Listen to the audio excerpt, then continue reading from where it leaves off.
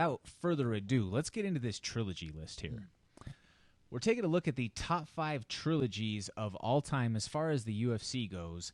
So starting off at number 5, I have Cain Velasquez against JDS, Junior Dos Santos. And Cain came out on the top of that trilogy at 2-1. You know, that was a massive, I guess, legacy situation for Cain to really cement himself as being one of the top heavyweights out there in the world of all time. He had the hands for a heavyweight, man, for real. Oh, yeah. And cardio Cain, C-level Cain, you know, all these different monikers that you want to throw his way. When he was in his element, when Cain was healthy, it's hard to say that there was anybody better in the heavyweight division in their prime or in their most dominant form. Moving on to number 4, we have George St. Pierre defeating Matt Hughes 2-1 in their trilogy series. So they traded submissions a couple of times. You know, Matt Hughes obviously started that off with the armbar at the very last second at 4 minutes and 59 seconds into the round with George St. Pierre catching him in the armbar.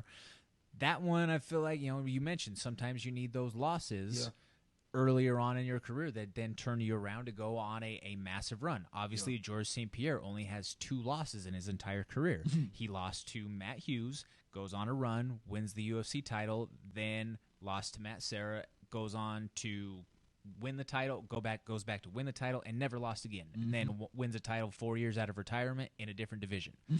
So, you know, that's that just sometimes that speaks exactly to that sentiment that you gave us earlier there.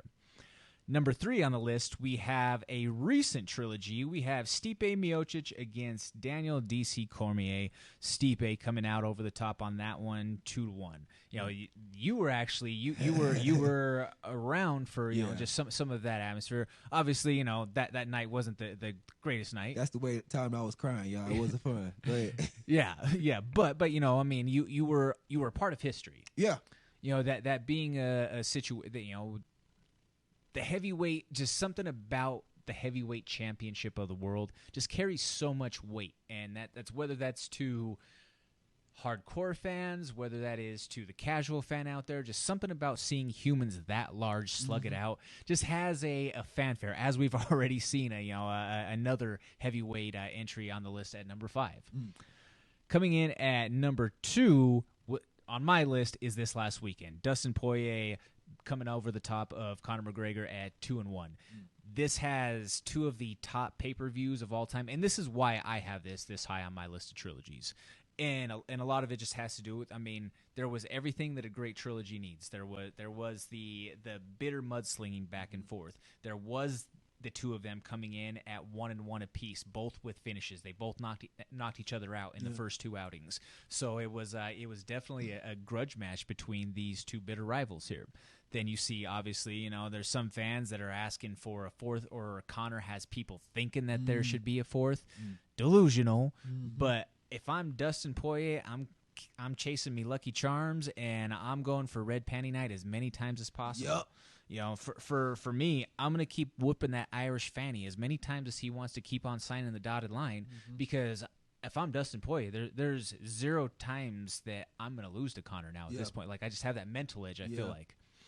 And then topping off the list, we have to pay homage to the old school vets in Chuck Liddell and Randy Couture. Chuck Liddell coming out at the 2-1 favorite as far as that trilogy goes. They were both 1-1 coming into that final fight of that trilogy, and then Chuck Liddell pulls off the final win there in, I believe it was February of 2006. You know, that was just one of the first big, I feel like, you know, 2 superstars. Obviously, those were the guys who they put as the coaches on the original Ultimate Fighter. You know, those were the faces of the sport. Those were those first guys who kind of transcended those mainstream barriers. Sprinkle Tito in the mix too as well.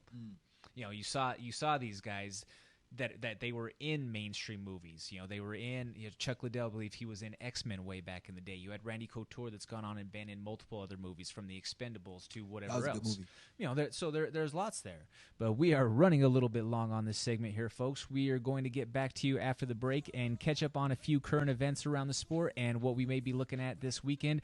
This is the MMA Plug presented by DenverSportsBetting.com on Mile High Sports Radio 98.1 FM Denver. Hit us up on the Go Fast Energy Drink text line 303-831-1340.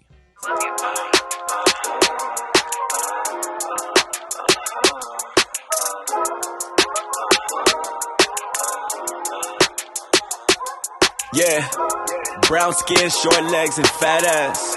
Son, that's